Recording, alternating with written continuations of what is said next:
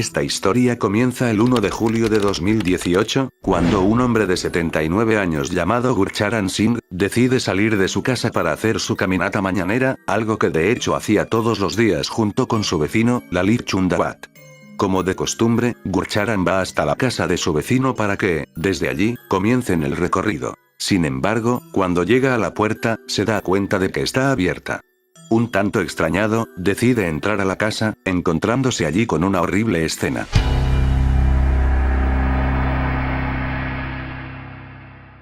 Encontró a 10 personas, incluyendo a su vecino, colgadas del techo y sin vida. De inmediato, este hombre llama a las autoridades y les informa sobre lo que ha encontrado. Al llegar, los agentes ingresan a la vivienda y confirman el macabro hallazgo. Además de las 10 personas colgadas, encuentran el cuerpo de una persona más, sumando un total de 11 víctimas. Esta última persona era la abuela de la familia, quien estaba acostada en la cama, también sin vida, ya que había sido estrangulada. Los 10 integrantes restantes, compuestos por 2 hombres, 6 mujeres y 2 adolescentes, fueron hallados colgados en una malla en el techo del pasillo. Todos estaban juntos, con los rostros casi completamente cubiertos, los oídos tapados con algodón, las bocas selladas con cinta adhesiva y las manos atadas por la espalda. De hecho, el único sobreviviente fue el perro de la familia, que fue encontrado encadenado en la terraza con una fiebre bastante alta. En un principio, las autoridades creyeron que se trataba de un asesinato. Sin embargo, a medida que avanzó la investigación, se dieron cuenta de que la realidad era mucho más perturbadora. Dentro de la casa, los investigadores encontraron 11 diarios que habían sido escritos por 2 de las mujeres de la familia. Sin embargo, según la investigación, estos textos habrían sido dictados por Lalit, quien habría sido el autor intelectual de todo. En los diarios se encontraron detalles que coincidían con la forma en que fueron hallados los cuerpos. También se mencionaba que la abuela no podía caminar, razón por la cual la habían dejado en la cama. Además, se halló un inquietante mensaje que decía: todos se atarán sus propias manos y cuando termine el crilla, todos se ayudarán unos a otros a desatarse las manos. Esto daba a entender que ellos creían que saldrían ilesos de todo esto. También se afirmaba que la persona que estaba dando estas instrucciones no era realmente Lalit, sino su padre fallecido, quien supuestamente se comunicaba a través de él. Cuando varios psicólogos analizaron el caso, señalaron que probablemente la familia sufría un trastorno psicótico compartido, lo que explicaría por qué ninguno de ellos opuso resistencia a lo que Lalit les pedía. También sugirieron que Lalit pudo haber tenido un trastorno delirante, lo que lo llevó a creer que escuchaba la voz de su padre. Sin embargo, su hermano mayor sostiene que lo que le ocurrió a la familia fue un asesinato y que Lalit no tuvo nada que ver, ya que, si él hubiera sido el responsable de todo, no habría tenido las manos atadas. Finalmente, las autoridades cerraron el caso, concluyendo que se trató de un suicidio colectivo por razones ocultas.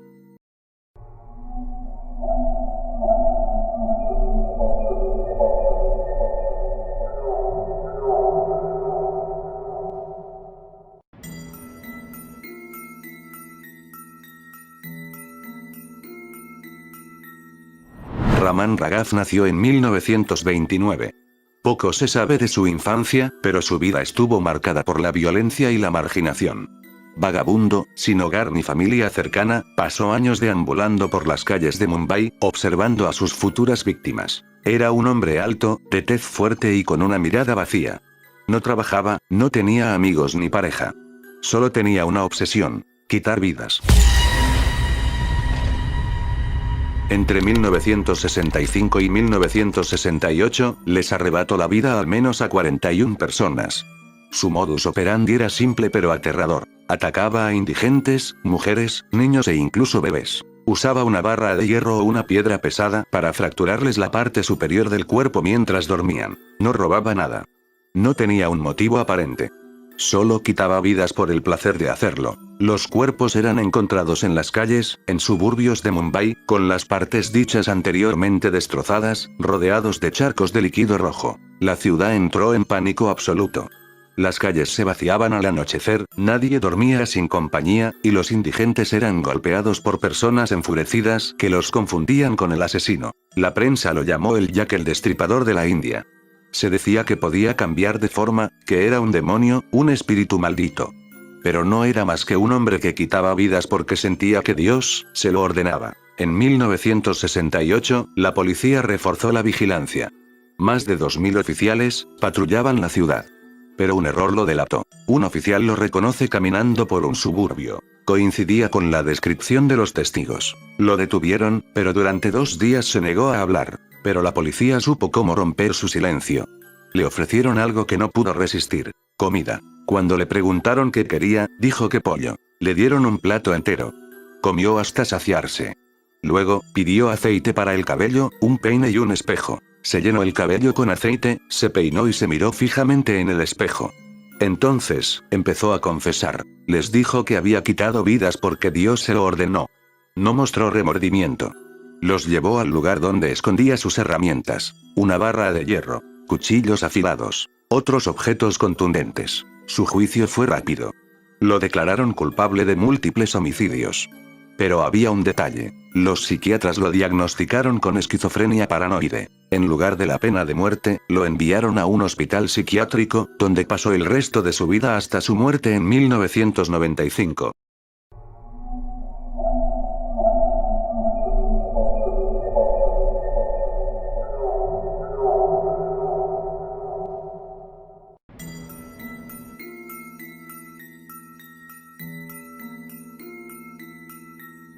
Jyoti Singh Pandey era una joven de India de 23 años, fisioterapeuta, quien el 16 de diciembre de 2012 decidió salir al cine junto con un amigo en Nueva Delhi.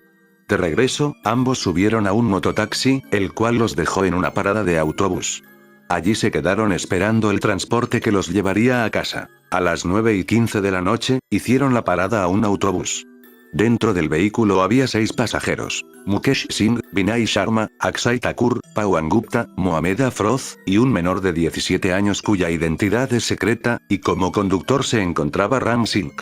Durante el camino, 2 de los pasajeros comenzaron a hacer comentarios inapropiados a Jyoti, por lo que su amigo reaccionó ante esto. Sin embargo, esto provocó que los 2 hombres lo golpearan con una barra de hierro, dejándolo semi-inconsciente. Después de esto, los agresores llevaron a Jyoti hasta la parte trasera del autobús. Mientras el vehículo daba vueltas por la zona sin recoger a ningún otro pasajero, los 6 hombres se turnaron para aprovecharse de ella. La golpearon, la mordieron por todo el cuerpo y la atacaron con una barra de hierro. El acto fue tan brutal que le perforaron la matriz, y uno de ellos arrancó con sus manos partes de sus vísceras. 40 minutos después, el autobús se detuvo en una autopista y arrojaron a ambos, completamente desnudos. Sin embargo, al notar que aún se movían, intentaron atropellarlos. Se salvaron únicamente porque el amigo de Jyoti se percató de esto y logró moverlos fuera de la autopista. En ese lugar intentaron pedir ayuda, pero durante media hora ningún auto se detuvo para auxiliarlos. Pasaron 45 minutos más, hasta que lograron recibir ayuda.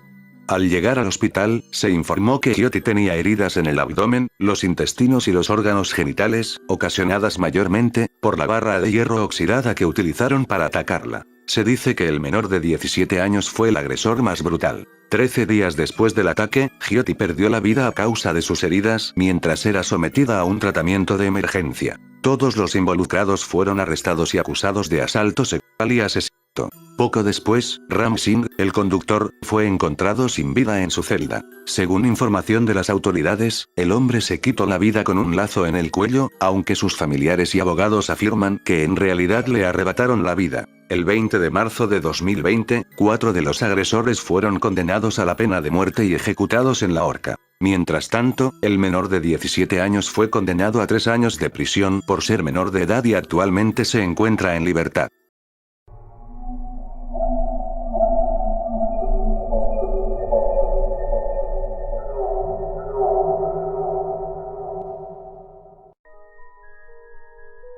Esta española fue abusada brutalmente por 7 hombres en la India. Su esposo se encontraba allí, pero no pudo hacer nada para detenerlos. Vicente y Fernanda llevaban 6 meses recorriendo la India con su moto, pero de camino a Nepal vivieron la peor experiencia de sus vidas. Todo ocurrió el 1 de marzo de 2024, cuando Vicente y Fernanda decidieron acampar. En ese momento, llegaron 2 motos con 3 hombres que intentaron hablar con ellos, pero sintieron que algo no estaba bien y el miedo se apoderó de ellos, por lo que decidieron marcharse. Se vistieron e intentaron recoger sus cosas, pero cuando salían de la tienda, Fernanda se asombró al ver a 3 hombres más. Fernanda intentó defenderse, pero uno de los atacantes sacó un arma cortopunzante. Luego, aparecieron 4 hombres más y golpearon a Vicente hasta dejarlo inconsciente. Mientras tanto, a Fernanda la tiraron al suelo y la golpearon varias veces en el rostro para que no hablara. Luego, la tomaron entre varios. Uno le sujetó las piernas, otro la abrazó por detrás y la llevaron a una zona de matorrales. Allí le quitaron la ropa y, uno a uno, se turnaron para cometer el acto. Mientras unos hablaban de ella, otros vigilaban a Vicente para que no huyera. Después de 3 largas horas, los agresores se marcharon. Inmediatamente, Vicente fue a buscar a su esposa y, juntos, se dirigieron a la estación de policía. Con la ayuda de un traductor, pudieron relatar lo sucedido. La policía corroboró el ataque mediante exámenes médicos practicados a Fernanda. Las autoridades lograron detener a los 7 hombres implicados. La pareja recibió una indemnización de $12.000 por los daños causados. En cuanto a los agresores, fueron juzgados por abuso y violencia agravada. Finalmente, en junio de 2024, 6 de ellos fueron condenados a cadena perpetua, mientras que el 7º recibió 20 años de prisión debido a su cooperación en la investigación.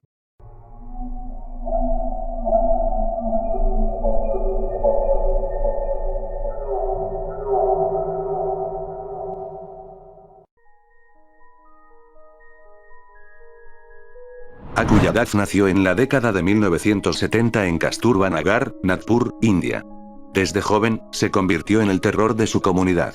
A los 12 años comenzó su carrera criminal con robos y agresiones, pero rápidamente escaló a crímenes mucho más atroces.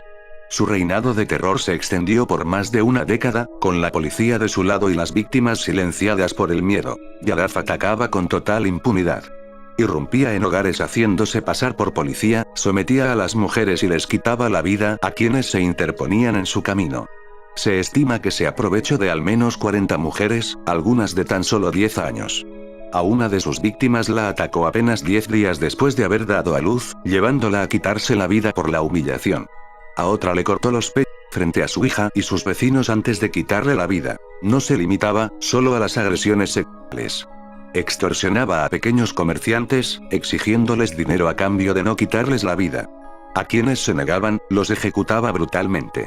Le arrebató la vida a al menos 3 personas, arrojando sus cuerpos a las vías del tren. A una anciana la despojó de sus joyas, quitándole la oreja y un dedo delante de su nieta. Atacó a una mujer embarazada de 7 meses en plena calle, le quitó todas sus prendas y se aprovechó de ella frente a todos. Cada vez que una víctima intentaba denunciarlo, la policía desestimaba las acusaciones, acusando a las mujeres de provocarlo o mintiendo para protegerlo. Su impunidad parecía inquebrantable hasta que cometió un error fatal: amenazar a la familia de Usha Narayane, una mujer educada y respetada en la comunidad. Ella no se doblegó.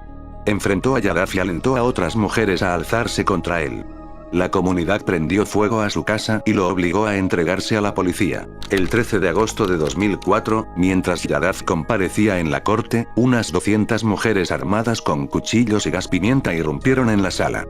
Yadav, confiado, insultó a una de sus víctimas, asegurando que volvería a atacarla cuando saliera en libertad.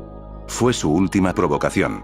Una mujer le lanzó un zapato y la multitud se abalanzó sobre él. La policía lo dejó a su suerte. Piedras, cuchillos y golpes llovieron sobre su cuerpo. Le quitaron todas sus prendas y lo mutilaron en el suelo del tribunal, mientras él gritaba. En cuestión de minutos, su cuerpo quedó irreconocible. Nadie intervino. Nadie lo defendió. Cuando llegó la policía, solo encontraron su cadáver. 5 mujeres fueron arrestadas, pero ante la presión de la comunidad, fueron liberadas. Nadie fue condenado por su muerte. En Kasturba Nagar, aquel día no hubo duelo, solo celebración.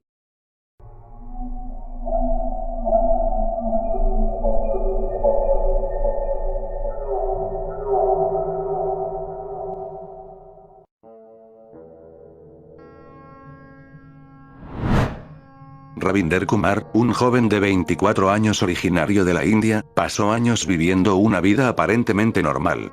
Criado en un entorno humilde, nunca hubo señales de que este hombre se convirtiera en un monstruo. Kumar fue arrestado el 16 de julio de 2023, cuando las sospechas lo vinculaban a la desaparición de una niña. Lo que la policía descubriría en los días posteriores sobre su pasado sería escalofriante y perturbador. Lo que comenzó como una investigación por la desaparición de una menor pronto reveló una serie de crímenes mucho más horribles de lo que cualquiera podría imaginar. Durante el interrogatorio, Ravinder Kumar confesó sin mostrar arrepentimiento alguno. Confesó que desde 2008 se había aprovechado y le había quitado la vida a 30 niños en varias zonas del norte de la India, especialmente en Delhi, Haryana y Uttar Pradesh.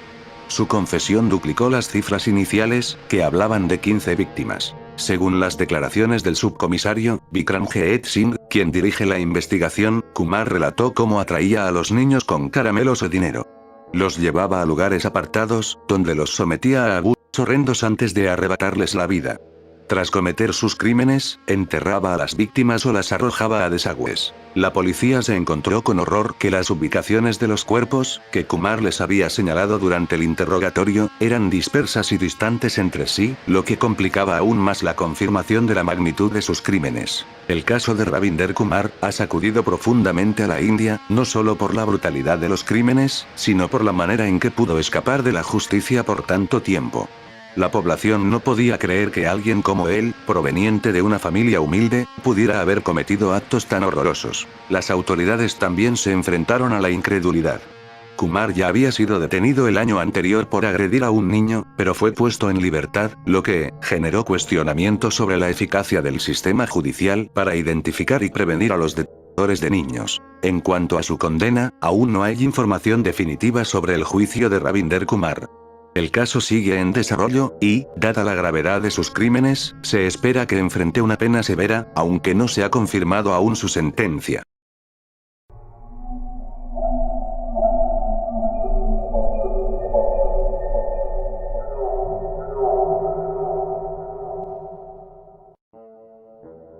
Chandrakant Jha nació en Madhepura, un distrito del estado de Bihar, India. Provenía de una familia humilde, rodeado de carencias y dificultades económicas. Desde temprana edad, experimentó la dureza de la vida rural, donde la violencia era común y la supervivencia una constante lucha. Su infancia estuvo marcada por el abandono y la falta de oportunidades, lo que lo llevó a desarrollar una personalidad desconfiada y resentida con la sociedad. En busca de un futuro mejor, migró a la capital del país, Delhi, a los 18 años. Con la esperanza de conseguir un empleo y ofrecer estabilidad a su familia, Jha se enfrentó a un ambiente hostil donde la competencia y la corrupción dominaban el panorama laboral. Finalmente, consiguió un trabajo en los mercados locales, pero la precariedad de su situación lo llevó a tomar caminos oscuros. En 1998, Jha se vio involucrado en una discusión con Pandit, el líder del sindicato de vendedores ambulantes. En un arranque de ira, lo atacó con un objeto filoso, causando su fallecimiento días después. La policía lo arrestó sin realizar una investigación exhaustiva y lo encerró en la prisión de Tiar, donde pasó 4 años de su vida sufriendo torturas, humillaciones y abusos por parte de los oficiales y otros prisioneros. Su esposa también fue encarcelada injustamente, lo que alimentó aún más su odio hacia las autoridades. Cuando fue liberado en 2002 por falta de pruebas, Jha ya no era el mismo hombre. La cárcel lo había transformado. Había acumulado un rencor profundo contra el sistema y un deseo de venganza que pronto lo llevaría a convertirse en uno de los asesinos más brutales de la India. En 2003, Jha le quitó la vida a su amigo Shekhar por su problema con el alcohol. Ese mismo año le quitó la vida a Umesh, a quien acusó de traicionarlo. En 2005, su víctima fue Gudu, un conocido cuyo extravagante estilo de vida le resultaba inaceptable. A partir de 2006, su violencia escaló a otro nivel. El 20 de octubre de ese año, una llamada anónima alertó a la policía sobre un terrible regalo dejado afuera de la prisión de Tiar. Un cuerpo mutilado acompañado de una carta en la que el criminal desafiaba a las autoridades a capturarlo. En los meses siguientes, aparecieron más restos humanos en distintos puntos de la capital india. La prensa comenzó a llamarlo el carnicero de Delhi. Las investigaciones finalmente lo llevaron a ser arrestado en mayo de 2007. Durante los interrogatorios, Jha confesó sus crímenes con frialdad. No solo les había arrebatado la vida a las víctimas encontradas en 2006 y 2007, sino que también admitió haberle arrebatado la vida a Pandit, en 1998, y a otras personas en la última década. Sus motivos eran absurdos. Hamid murió por ser mujeriego y por haber tenido un romance con la hija de un amigo, y Dalip porque no era vegetariano. Ja separaba por partes a sus víctimas con un objeto filoso y arrojaba las partes superiores de los cuerpos al río para ayudarlas a trascender. En su mente perturbada, se veía a sí mismo como un justiciero, castigando lo que él consideraba conductas inaceptables. A pesar de sus confesiones, solo pudo ser condenado por 3 crímenes: los de Umesh, en 2003, Amit en 2006 y Dalip en 2007. En 2013, un jurado lo sentenció a 2 penas de muerte y una cadena perpetua. Sin embargo, en 2016, las sentencias capitales fueron reducidas a condenas de por vida. En enero de 2022, Chandrakant Jha intentó apelar su condena, pero el resultado fue el esperado. Pasará el resto de sus días en la cárcel de Tiar, el mismo lugar donde había desafiado a la policía a encontrarlo.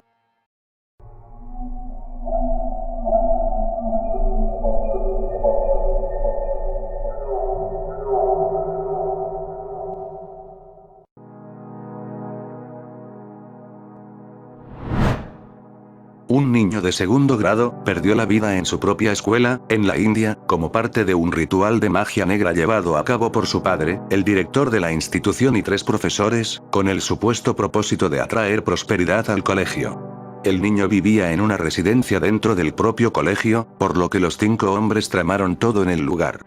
El 22 de septiembre de 2024, asfixiaron al niño con sus propias manos y posteriormente dejaron su cuerpo sin vida en la cama, para que, a la mañana siguiente, sus compañeros y el personal de la escuela informaran al director que el menor no respondía. El hombre intentó encubrir el crimen, llevándose al niño en su vehículo y abandonándolo a varios kilómetros de la escuela. No obstante, la familia del menor contactó a la policía al notar su ausencia. Cuando encontraron a la víctima, ya sin signos vitales, informó que había perdido la vida por estrangulamiento. Los implicados también habían intentado quitarle la vida a otro niño, pero no tuvieron éxito. Hasta la fecha, los 5 implicados en el asesinato del niño en Hathras, India, permanecen bajo custodia policial. Las autoridades han señalado que, de ser declarados culpables, podrían enfrentar la pena de muerte, aunque aún no se ha informado sobre el resultado final del proceso judicial.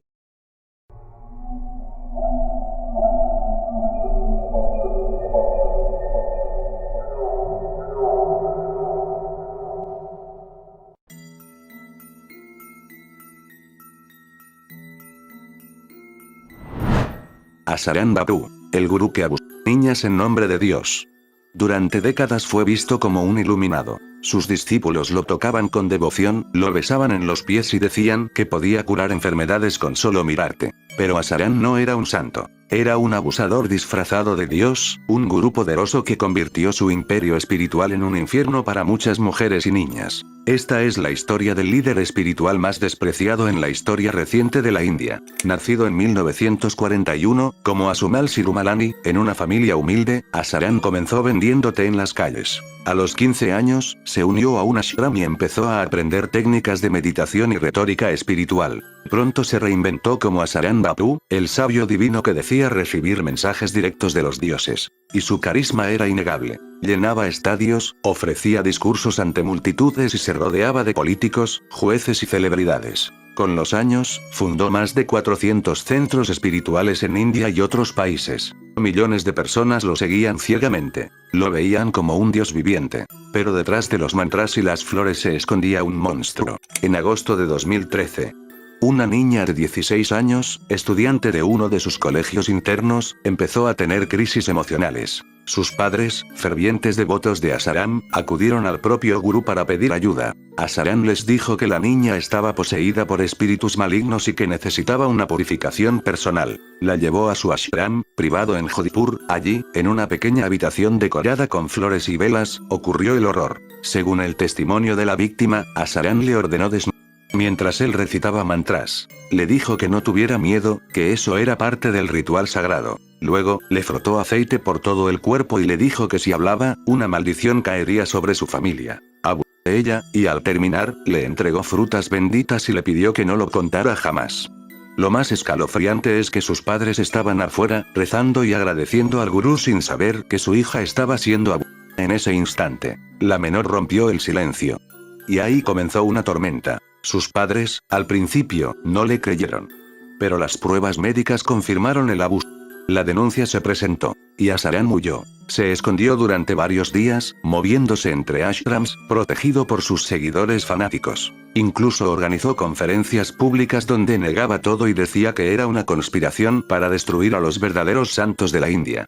Finalmente, la policía lo arrestó el 1 de septiembre de 2013, en una operación rodeada de violencia y tensión. Durante el juicio, salieron a la luz otros casos. Mujeres adultas, exdevotas, maestras y menores, muchas afirmaron haber sido manipuladas, drogadas y abusadas por el gurú. Varias incluso vivían como esclavas dentro del ashram, sin poder salir, bajo vigilancia. Pero lo más escalofriante fue lo que ocurrió fuera de los tribunales. 9 testigos fueron asesinados o desaparecieron misteriosamente. Uno fue herido con un objeto filoso al salir de una audiencia. Otro recibió disparos. Uno más fue atropellado por un camión desconocido. Asaram, incluso tras las rejas, manejaba una red criminal que silenciaba a quienes se atrevieran a hablar. Amenazó jueces, fiscales y periodistas. La policía interceptó llamadas telefónicas donde ordenaba ataques desde la cárcel. El 25 de abril de 2018, Asaram fue declarado culpable de abuso agravado de una menor. El tribunal lo condenó a cadena perpetua. El juez fue tajante. Este hombre abusó de su poder espiritual para cometer un crimen monstruoso. Pero ahí no termina todo. Su hijo, Narayan Sai, también fue arrestado por abusar a varias mujeres dentro de sus ashrams. Ambos están presos, pero su red sigue activa. Muchos de sus seguidores aún lo consideran inocente, incluso sagrado.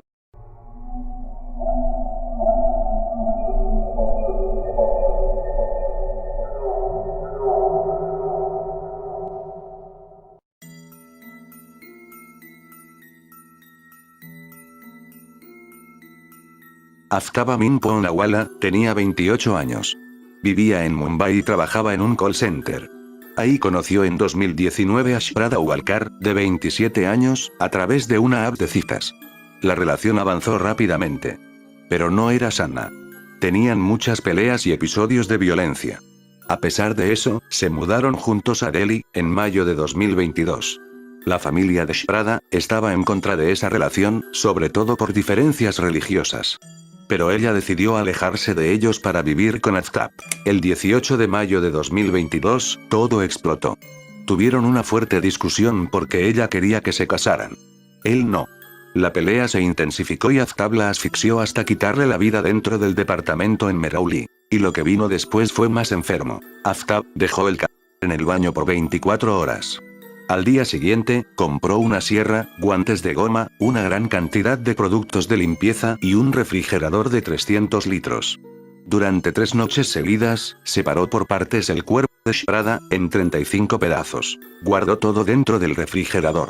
Y cada madrugada, entre 2 y 3 am, salía con una bolsa plástica para tirar 1 o 2 partes en distintos sectores del bosque de Chhatarpur, como si fueran basura.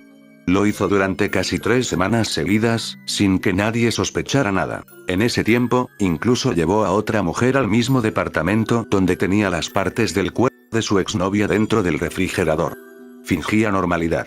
Se duchaba, cocinaba, y vivía como si nada. Los padres de Shraddha llevaban meses sin saber nada de ella.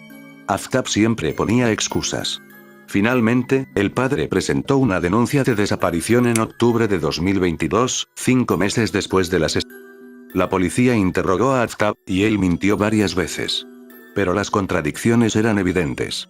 Cuando revisaron el departamento, notaron rastros extraños. Finalmente, Aftab confesó todo. Dijo que se inspiró en la serie Dexter para cometer el crimen. Incluso guió a la policía al bosque y señaló los lugares donde había tirado las partes de la víctima. Se recuperaron 13 huesos, un cráneo, dientes y restos humanos esparcidos. Las pruebas de ADN confirmaron que pertenecían a Shraddha. En enero de 2023, la policía presentó una acusación de más de 6.600 páginas, incluyendo evidencia forense, digital y testimonios de más de 180 testigos. Aftab fue formalmente acusado de asesinato y destrucción de evidencia. En mayo de 2023, el tribunal de Delhi inició el juicio. Él se declaró inocente, pero la cantidad de pruebas es abrumadora. ADN, rastros de sangre, recibos de compras, datos de geolocalización, mensajes y hasta el refrigerador como evidencia. Actualmente, Aftab está preso en la cárcel de Tiar, una de las más grandes y peligrosas de Asia, bajo vigilancia especial. El caso conmocionó a toda la India. La opinión pública exige la pena de muerte. El padre de Shrada, devastado, declaró que confió en su hija, pero no imaginó que vivir con ese hombre le costaría la vida. El juicio sigue en proceso, pero si Aftab es declarado culpable, y todo indica que lo será, podría enfrentar cadena perpetua o la horca.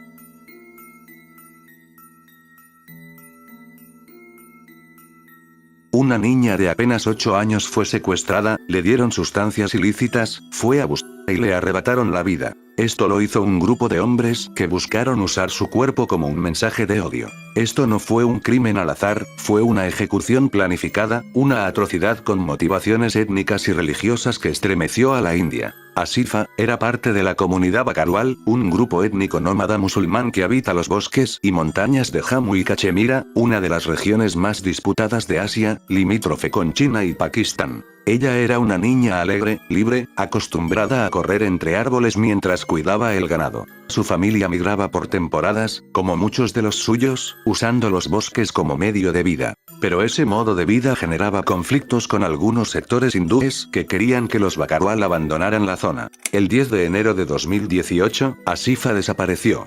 Había salido a cuidar los caballos y nunca volvió. La comunidad la buscó desesperadamente.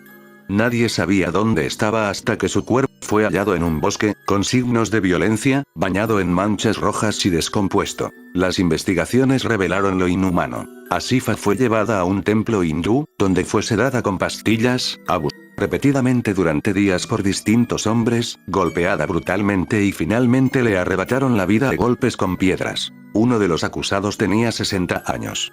Otro era un policía. También participó un funcionario retirado del gobierno y hasta un menor de edad. La razón no fue solo perversión. Los autores confesaron que querían atemorizar a la comunidad Bakarwal, enviarles un mensaje: no son bienvenidos aquí.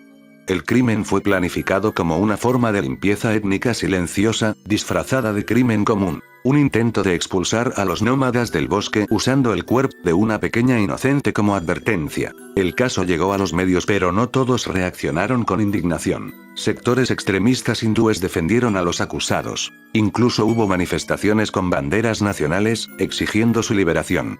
Algunos aseguraban que era una conspiración musulmana para desprestigiar a la comunidad hindú. La tensión fue tanta que el juicio tuvo que ser trasladado fuera del estado a Pathankot, en Punjab, para que pudiera realizarse sin presiones. Finalmente, 6 de los 8 acusados fueron condenados. 3 recibieron cadena perpetua por abuso y asesinato. 3 más fueron condenados por encubrimiento. Y el menor que también participó sería juzgado por separado.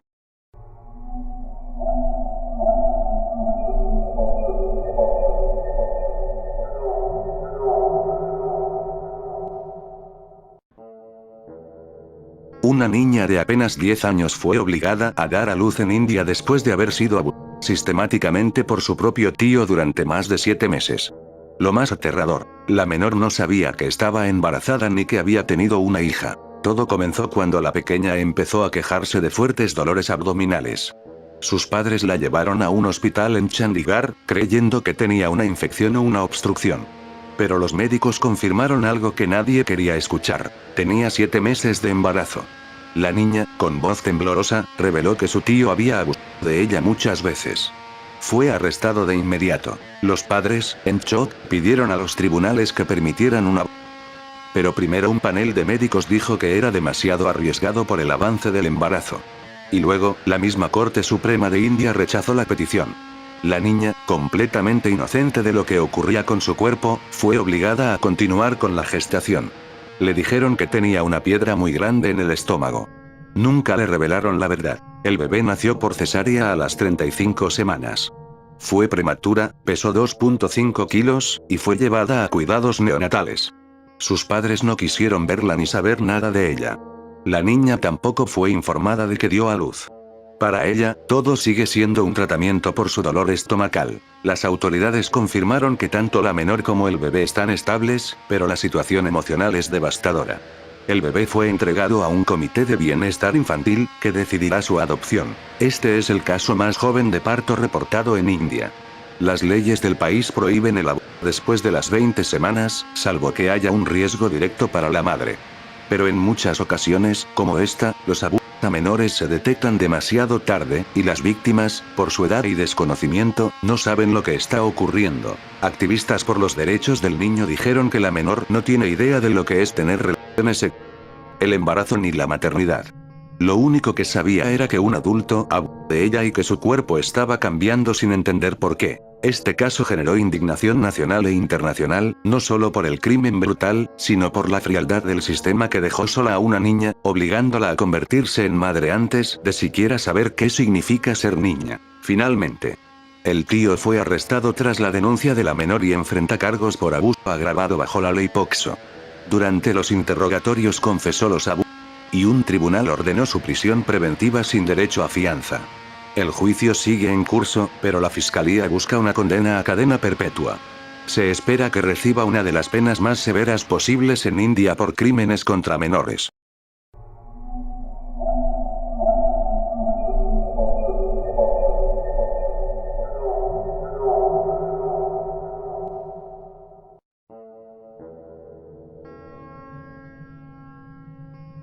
Santosh Paul era un falso doctor que vivía en el pequeño pueblo de Dom, en Maharashtra, India.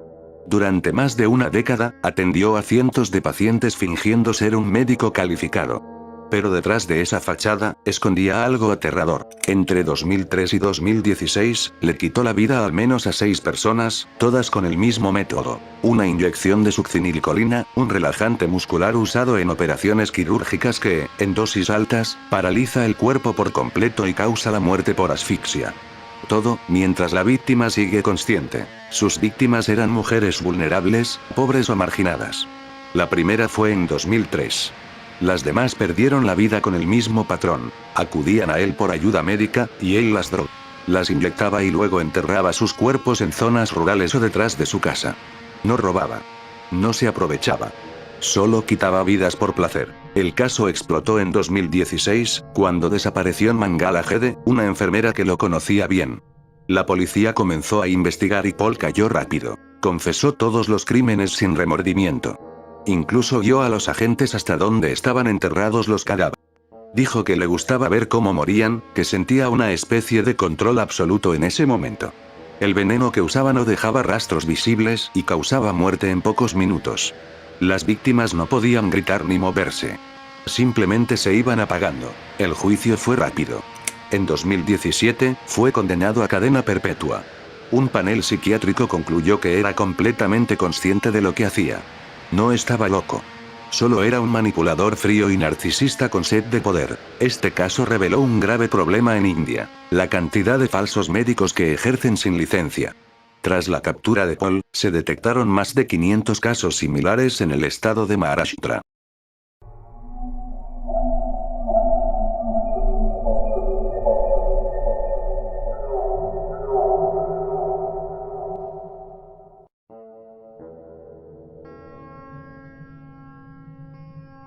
El 24 de abril del año 2012, Sheena Bora, una joven ejecutiva de 25 años que trabajaba para la empresa Mumbai Metro One, desapareció sin dejar rastro. Oficialmente, su madre, Indrani Mukherjee, afirmó que su hija se había marchado a estudiar a los Estados Unidos. Sin embargo, su pasaporte jamás salió de la India. Indrani Mukherjee no era una madre común. Era una mujer poderosa, socialité, y exdirectora de una importante cadena de medios en la India, Inks Media. Durante años, mantuvo una mentira que ocultaba un secreto oscuro. Sheena no era su hermana, como muchos creían, sino su hija biológica, fruto de una relación pasada que Indrani había tenido a los 17 años, y que había ocultado para proteger su imagen social. Pero, ¿qué llevó a esta mujer a quitarle la vida a su propia hija? Las investigaciones revelaron que Indrani odiaba la relación amorosa que Sheena mantenía con su hijastro, Rahul Mukherjee, el hijo de su esposo Peter Mukherjee. Temía que si esa verdad salía a la luz, su estatus social y su matrimonio podrían derrumbarse. La noche del crimen, Indrani le pidió a Sheena que se reunieran. La joven, confiada, aceptó. Dentro de un coche, Indrani, junto con su ex esposo Sanjeev Khanna, y su chofer, Shyambar Rai, ejecutaron el crimen. La asfixiaron con una bufanda, y luego llevaron su cuerpo a un bosque en Raigad, a las afueras de Mumbai. Ahí, cavaron una fosa, rociaron gasolina y le prendieron fuego. El cadáver Quedó enterrado durante 3 años, hasta que todo salió a la luz de la forma más inesperada. En 2015, el chofer Shyambar Rai fue arrestado por posesión ilegal de armas. Bajo custodia, y quizás con miedo a represalias, confesó el crimen. Dijo que había ayudado a Indrani a quitarle la vida a su propia hija, y reveló la ubicación del cuerpo. La policía fue al lugar señalado, y los restos óseos hallados allí coincidían con Shena Bora. Las autoridades detuvieron a Indrani Mukherjee el 25 de agosto de 2015. Al día siguiente, arrestaron a Sanjeev Khanna en Calcuta. Ambos fueron acusados de asesinato, secuestro y destrucción de pruebas. Pocos meses después, la policía también detuvo al padrastro de Shena, Peter Mukherjee, sospechando que había participado en el encubrimiento del crimen y que podría estar implicado en una red de lavado de dinero. El caso conmocionó al país entero. No solo por lo macabro, sino por el nivel de engaño, las mentiras, y el hecho de que se trataba de una madre que le quitó la vida a su propia hija por miedo al escándalo social. Los medios de comunicación lo llamaron el crimen perfecto que falló por la conciencia del chofer. Peter Mukherjee fue liberado bajo fianza en 2020, tras pasar más de 4 años en prisión preventiva. Indrani, por su parte, logró obtener libertad bajo fianza en 2022, aunque aún enfrenta juicio y podría pasar el resto de su vida en prisión si es encontrada culpable. Hoy, más de 180 testigos están en lista para declarar.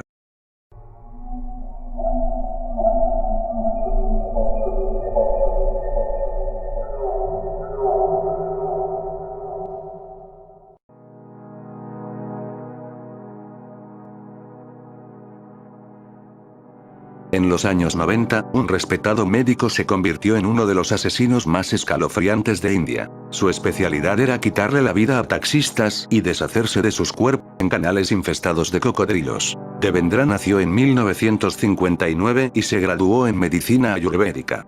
Abrió una clínica en Rajasthan, la cual dirigió durante más de 11 años.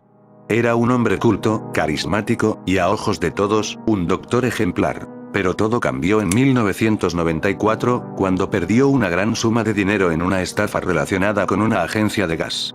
Esa pérdida lo empujó hacia el crimen. Después de esa estafa, decidió abrir su propia agencia ilegal de gas.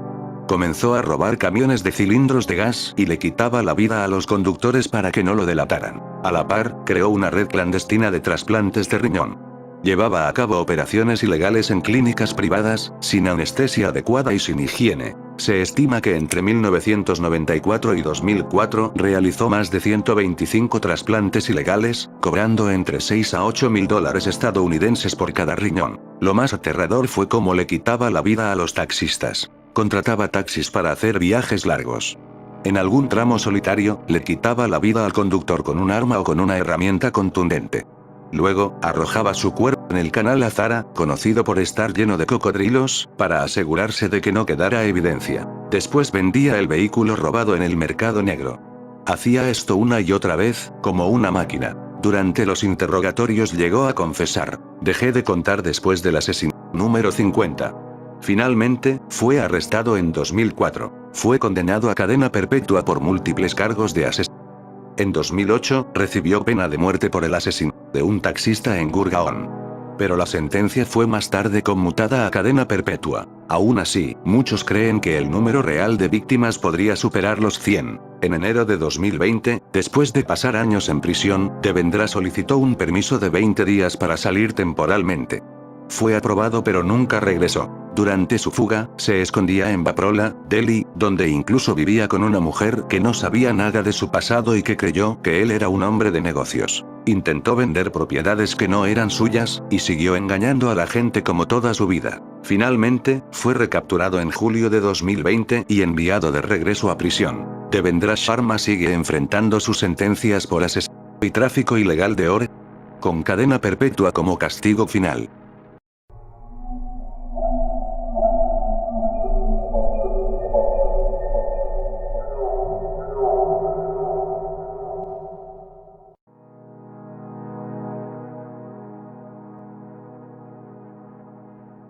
Mohan Kumar nació en 1963 en el distrito de Daksina Kannada, Karnataka, India.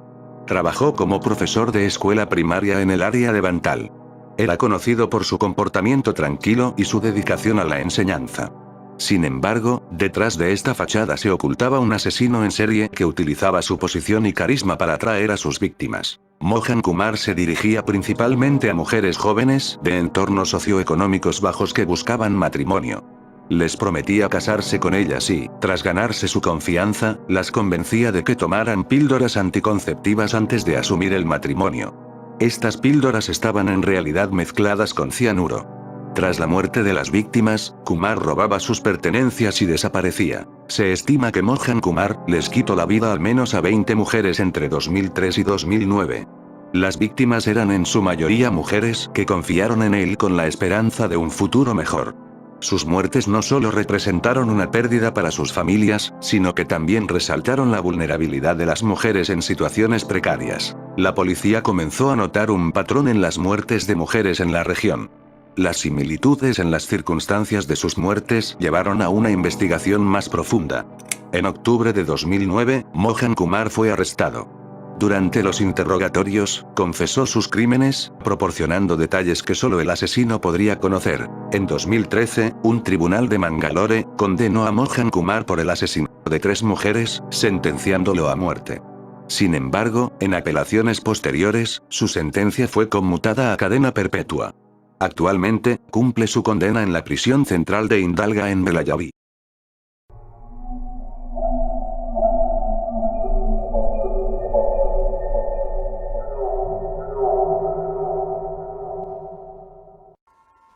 Todo comenzó en Noida, una ciudad satélite cerca de Nueva Delhi, en el estado de Uttar Pradesh. Allí vivía Moninder Singh Pandher, un empresario de clase alta, bien posicionado, casado y padre de familia. Propietario de una lujosa vivienda ubicada en el sector D5, de Nitari, tenía una vida cómoda y aparentemente respetable. En su casa trabajaba Surinder Kohli, un hombre de origen humilde, nacido en 1970, en la aldea de Mangalkal, en el estado de Uttarakhand. Kohli se desempeñaba como sirviente doméstico de Pandher, encargado de la limpieza y mantenimiento general de la vivienda. Poco se sabe de su infancia, pero según reportes, tuvo una vida marcada por la pobreza y la falta de oportunidades. Ambos parecían llevar una vida normal, hasta que el horror salió a la superficie. Entre 2005 y 2006, decenas de niños comenzaron a desaparecer en la zona de Nitari, especialmente en comunidades marginadas. Las familias denunciaban las desapariciones, pero la policía no actuaba. Los padres eran ignorados, y las autoridades atribuían las ausencias a fugas voluntarias o trata de personas. Todo cambió en diciembre de 2006, cuando se hallaron restos humanos en un desagüe cercano a la casa de Pandher. La policía, presionada por la magnitud del hallazgo, inició una investigación. Lo que encontraron los dejó paralizados. Cabezas, huesos, ropa infantil, y partes separadas de varios cuerpos enterrados o arrojados en el drenaje de la casa D5. Con la evidencia a la vista, la policía detuvo a Kohli y a Pandher, y comenzó una investigación a gran escala. En custodia, Surinder Kohli confesó todo. Afirmó que aprovechaba los momentos en que Pandher no estaba en casa para atraer a niños y jóvenes pobres, prometiéndoles comida o trabajo. Luego, según su declaración, se aprovechaba, los asfixiaba, separaba por partes sus cuerpos y arrojaba los restos al desagüe. Pero la confesión no terminó ahí. Kohli aseguró haber tenido relaciones con cadáveres. Y en algunos casos, había ingerido partes de sus cuerpos. Afirmó que no podía controlar sus impulsos y que era víctima de deseos que lo dominaban. El horror no tenía límites. Durante la investigación se exhumaron al menos 19 cuerpos en el jardín de la vivienda. Muchas de las víctimas eran niñas, aunque también había mujeres, incluyendo una chica de 20 años, que también fue abusada y le quitaron la vida. Las pruebas eran abrumadoras. Ropa infantil, objetos personales, restos óseos, declaraciones forenses. Kohli fue sentenciado a la pena de muerte en múltiples causas. Pandher, aunque alegaba desconocer los crímenes, también fue acusado de complicidad en varios de los crímenes. En 2007, se presentaron 19 causas judiciales contra Kohli y Pandher. La opinión pública exigía justicia, y la indignación crecía cada vez que se identificaba a una nueva víctima. Sin embargo, a lo largo de los años, los procesos judiciales comenzaron a mostrar grietas. Muchas de las confesiones fueron puestas en duda, argumentando que fueron obtenidas bajo coacción. Algunos testigos clave cambiaron sus versiones, y las pruebas forenses, aunque impactantes, comenzaron a ser consideradas no concluyentes. El 16 de octubre de 2023, el Tribunal Superior de Allahabad dejó al país impactado. Surinder Kohli fue absuelto de 12 cargos por falta de pruebas. Su sentencia de muerte fue anulada. Su empleador, Moninder Singh Pandher, también fue absuelto en las dos causas que quedaban activas en su contra. Las autoridades afirmaron que no quedaban casos pendientes contra Pandher y que sería liberado. La decisión provocó indignación, especialmente entre los familiares de las víctimas, quienes consideran que se ha cometido una injusticia histórica.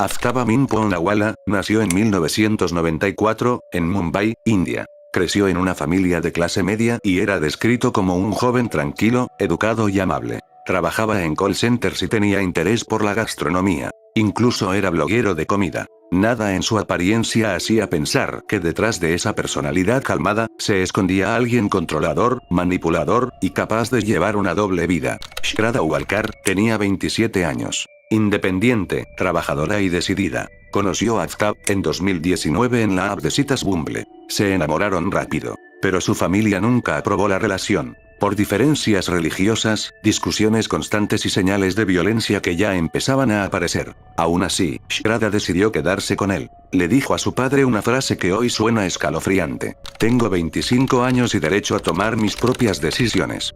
Fue la última gran decisión de su vida. La relación era tóxica. Shraddha quería casarse. Aftab no. Las peleas por dinero y los celos eran constantes. Intentando salvar la relación, decidieron viajar por el norte de India y finalmente mudarse a Delhi. El 15 de mayo de 2022. Tuvieron nuevo apartamento. Y un nuevo comienzo. Pero solo 3 días después, todo terminó. Esa noche discutieron por gastos del hogar. Una pelea más, que se convirtió en la última. Aftab asfixió a Shraddha hasta quitarle la vida. Y lo que hizo después, paralizó a toda la India. No entró en pánico. No llamó a nadie. No huyó. Se inspiró en la serie Dexter. Compró una sierra eléctrica. Compró un refrigerador de 300 litros. Y comenzó a separar por partes el cuerpo. En total, 35 piezas. Usó productos químicos y azufre para eliminar el líquido rojo y el olor del apartamento. Como si estuviera limpiando, después de cocinar. Durante 18 noches seguidas. Alrededor de las 2 de la madrugada,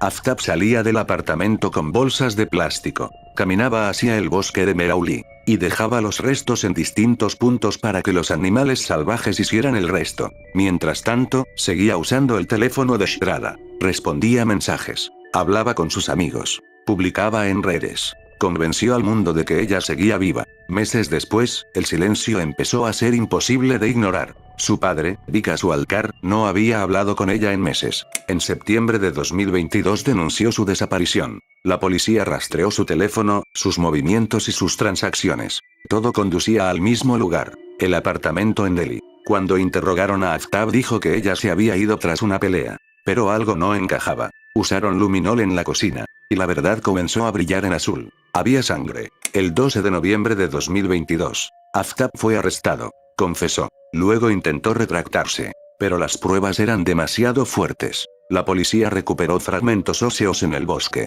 En enero de 2023, el ADN confirmó lo que ya sabían. Eran de Shraddha. Hoy, Aftab enfrenta cargos por asesinato y destrucción de evidencia. La fiscalía busca la pena de muerte. Porque el tribunal calificó el crimen como excepcionalmente cruel. Pero hay algo que sigue helando la sangre de quienes conocen este caso. Durante meses, Aftab vivió con el refrigerador lleno de restos humanos. Durmió tranquilo. Salió a citas. Invitó mujeres a su apartamento. Y siguió con su vida. Como si nada hubiera pasado.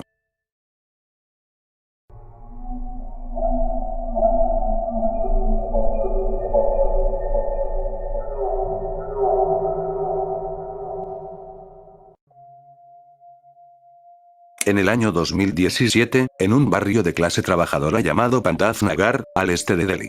Anjan Das, un hombre de mediana edad, se mudó con Poonam, una mujer de 48 años que buscaba estabilidad tras el fallecimiento de su primer esposo. Junto a ellos vivía Deepak, de 25 años, hijo de Poonam e hijastro de Anjan. Sin embargo, por fuera parecían una familia normal y feliz, pero en realidad tenían problemas graves escondidos. Anjan Das ocultaba un secreto. Tenía otra esposa y 8 hijos en su pueblo natal enviar, a quienes les enviaba el dinero de la casa, dejando a Poonam en una situación económica desesperada. La tensión dentro del apartamento llegó a su punto máximo en los primeros meses de 2022. Poonam no solo descubrió la infidelidad y el robo de dinero, sino que, según sus declaraciones posteriores, Anjan había comenzado a acosar sexualmente a la esposa de Deepak. Madre e hijo, cansados de lo que llamaron un comportamiento asqueroso, no buscaron el divorcio. En su lugar, decidieron ejecutar una venganza que la policía de Delhi tardaría meses en descubrir. Estaban esperando el momento perfecto para aplicar lo que habían visto en las noticias. La noche del lunes 30 de mayo de 2022, Poonam preparó una bebida para su esposo. Pero esta no era una bebida común. Contenía una dosis masiva de somníferos. Anjan Das bebió el líquido y, a los pocos minutos, quedó completamente indefenso. Una vez que estuvo inconsciente, Poonam y Deepak lo atacaron con cuchillos de cocina, hiriéndolo en el cuello y el pecho hasta que el hombre dejó de respirar. Sin embargo, el verdadero horror apenas comenzaba. Influenciados directamente por el caso de Aftab Poonawala, quien apenas meses antes había separado por partes a su novia, madre e hijo aplicaron una técnica de carnicería profesional para no dejar rastro. Sabían que separar por partes un cuerpo fresco generaba un caos de líquido rojo difícil de limpiar. Por eso, dejaron el cadáver de Anjan en la cama durante 24 horas completas. El objetivo era que la sangre se drenara y se coagulara, permitiéndoles hacer cortes limpios al día siguiente. Con el cuerpo seco, procedieron a dividirlo en 10 partes. Guardaron las piezas en bolsas de plástico dentro del refrigerador de la casa. Durante semanas, la familia siguió con su vida cotidiana, cocinando y guardando alimentos a escasos centímetros de la cabeza y las extremidades congeladas de Anjan. Durante el mes de junio de 2022, Poonam y Deepak iniciaron un ritual nocturno. Entre las 2 y las 4 de la madrugada, salían del apartamento con bolsas de basura. Se dirigían a terrenos baldíos y a las áreas boscosas cercanas al campo de golf de Ramlila. Allí, arrojaban los restos uno por uno, confiando en que la descomposición y los animales callejeros harían desaparecer a Anjan Das.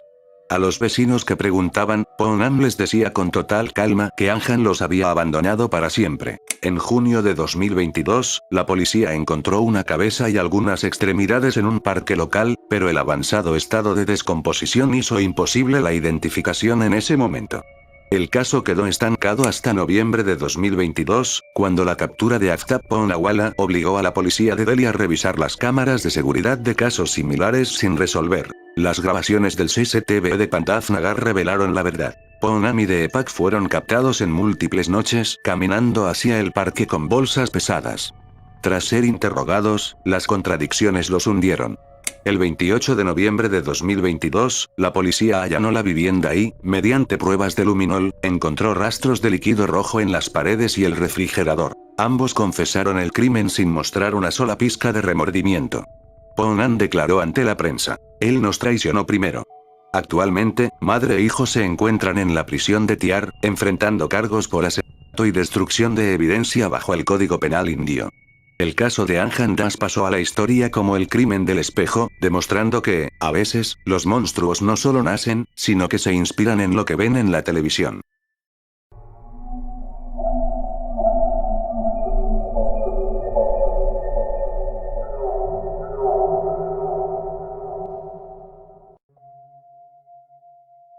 La mañana del 7 de mayo de 2021, en la localidad de Anchal, India, un grito rompió la calma de una casa familiar. Suraj Kumar, un joven empleado bancario, salió de su habitación aterrado, pidiendo ayuda. Adentro, su esposa Utra, de solo 25 años, yacía inmóvil en la cama. Cuando los familiares entraron, notaron 2 pequeñas marcas de puntos en su brazo. Debajo de un armario, una cobra real de 1,5 metros se deslizaba silenciosa. Utra fue llevada al hospital de inmediato, pero ya era tarde. Había perdido la vida mientras dormía. Parecía una tragedia inevitable, un accidente de la naturaleza en una zona rural, pero había algo que no encajaba. Mientras la familia de Utra lloraba su pérdida, una sombra de duda empezó a crecer. Hacía apenas 2 meses, el 2 de marzo de 2020, Utra ya había sido mordida por una víbora de Russell mientras estaba en casa de su esposo. En esa ocasión, sobrevivió de milagro tras pasar 52 días en cuidados intensivos y someterse a dolorosos injertos de piel. Que una mujer sufriera 2 ataques de serpientes letales en menos de un año, en 2 casas distintas y siempre estando su esposo presente, era estadísticamente imposible. La familia de ella fue a la policía con una sospecha. Esto no era mala suerte, era una ejecución. La policía de Kerala decidió hacer algo que nunca se había hecho en la criminología de la India. Contrataron a expertos en herpetología y realizaron un experimento con una cobra real y un maniquí. Los expertos explicaron algo clave. Las cobras son animales tímidos que solo muerden si se sienten amenazadas, y sus mordeduras accidentales suelen ser superficiales. Sin embargo, las marcas en el brazo de Uttara eran inusualmente profundas, anchas y dobles.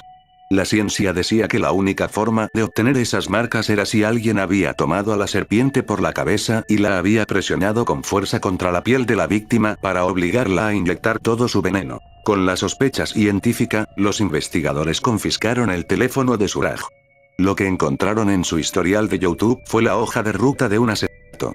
Durante meses, Suraj había consumido obsesivamente vídeos sobre cómo manipular serpientes venenosas, cómo extraer su veneno y qué reptiles eran los más letales de la India. Además, rastrearon llamadas a un hombre llamado Suresh, un traficante de animales que terminó confesando. Él le había vendido a Suraj la víbora del primer intento y la cobra que finalmente le quitó la vida a Uttara por un puñado de rupias. ¿Por qué lo hizo? La respuesta estaba en la dote. Suraj se había casado con Uttara por interés. Ella venía de una familia rica que le entregó casi 1 kilo de oro, un coche nuevo y dinero en efectivo. Una vez que tuvo los bienes, Suraj decidió que Uttara, quien tenía una ligera discapacidad de aprendizaje, ya no le servía. Quería una vida de lujos, pero sin ella. Si se divorciaba, tenía que devolver la dote. Si ella moría por una mordedura accidental, él se quedaba con todo y quedaba libre para buscar una nueva esposa. En octubre de 2021, el tribunal dictó una sentencia histórica. Suraj Kumar fue condenado a doble cadena perpetua sin posibilidad de indulto. El impacto del caso fue tal que cambió la ley en la India. Ahora, cualquier muerte por mordedura de serpiente donde existan sospechas familiares debe ser investigada como un posible homicidio técnico.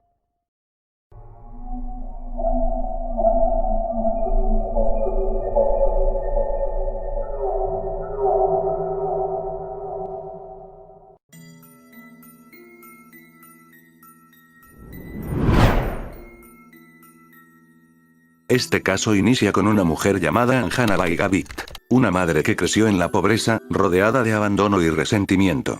Pero lo más perturbador es que decidió convertir a sus propias hijas en criminales desde que eran niñas. Sus hijas se llamaban Renuka y Sema, y desde pequeñas aprendieron algo que marcaría su destino para siempre. No fueron a la escuela, no tuvieron infancia. Su educación consistía en robar. Su madre las llevaba a templos llenos de gente y mercados abarrotados de Pune y Kolhapur, donde les enseñaba a cortar bolsos, a arrebatar carteras y desaparecer entre la multitud. Para ellas, robar era tan normal como respirar. Pero lo que nadie imaginaba, es que esa familia pasaría de pequeños hurtos a convertirse en una de las historias criminales más perturbadoras de la India. El padre de las niñas, Mohan Gavit, abandonó a Hanabai para casarse con otra mujer llamada Pratibha. Ese abandono encendió algo oscuro dentro de la madre. Un resentimiento que crecería durante años, hasta convertirse en venganza. Mientras tanto, Renuka creció y se casó con Kiran Shinde. Lo inquietante, es que él no intentó alejarlas del crimen. Se convirtió en parte del clan,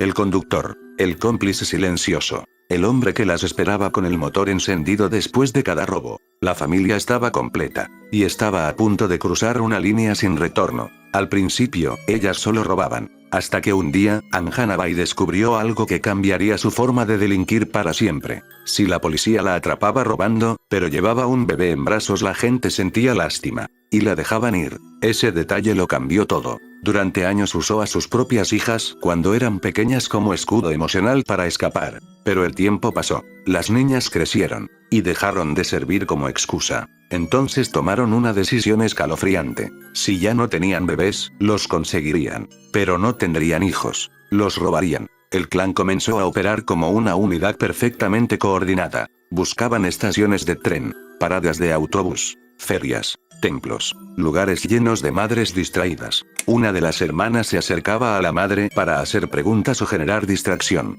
La otra, tomaba al niño. y corría hacia el vehículo donde las esperaba Kiran o la madre. En cuestión de segundos, el niño desaparecía. Durante el resto del día lo usaban como escudo para robar carteras y joyas. Si alguien sospechaba, pellizcaban al bebé para hacerlo llorar. El llanto generaba compasión. La compasión generaba distracción. Y la distracción les daba escape. Pero había un problema. Los bebés crecían. Lloraban demasiado. Se enfermaban. Y cuando dejaban de ser útiles, les quitaban la vida. El primer asesinato documentado ocurrió en 1990. Un niño llamado Santos fue secuestrado en un templo de Kolhapur. Mientras escapaban de un robo fallido, el pequeño no dejaba de llorar. Seema perdió la paciencia. Lo tomó de las piernas y golpeó la parte superior del cuerpo contra una pared de piedra repetidamente. Frente a su madre. Frente a su hermana. Después abandonaron su cuerpo en un terreno baldío. Ese fue el inicio. En 1991 secuestraron a Anjali, una niña de 2 años en una parada de autobús. La usaron durante días para robar, hasta que decidieron que era un estorbo. La llevaron a un baño público. La asfixiaron. Y escondieron su cuerpo bajo montones de basura. En 1992, secuestraron a Bunty. Fue brutalmente golpeado y abandonado hasta perder la vida por traumatismo y exposición. En 1995, secuestraron a Pankaj. Su muerte fue casi idéntica a la del primer niño. Pero el último crimen sería el que las destruiría. En 1996, secuestraron a un niño llamado Shantilal. Pero esta vez no era un niño cualquiera. Era el hijo de la nueva esposa de su padre, su propia madrastra. Fue un secuestro por venganza. Le quitaron la vida y arrojaron su cuerpo a un pozo profundo. Esta vez alguien no iba a guardar silencio. La madrastra, Prativa, conocía el pasado criminal de la familia y decidió denunciarlas directamente. La policía de Maharashtra ya tenía reportes de mujeres con bebés vinculadas a robos. El allanamiento fue inevitable. En la casa encontraron ropa de niños que no pertenecía a la familia. Pero la pieza clave fue otra. Kiran Shinde, el esposo de Renuka, se quebró bajo presión. A cambio de inmunidad, confesó todo. Reveló los lugares, los métodos y la ubicación de los restos. El clan había caído. En 1996. Las 3 mujeres fueron arrestadas. En 1997. Anjanabai perdió la vida en prisión antes de recibir sentencia. Y en 2001. Renuka y Seema fueron condenadas a muerte por el asesinato de 5 niños y el secuestro de 13. El Tribunal Supremo de la India calificó sus actos como una mancha absoluta en la naturaleza humana.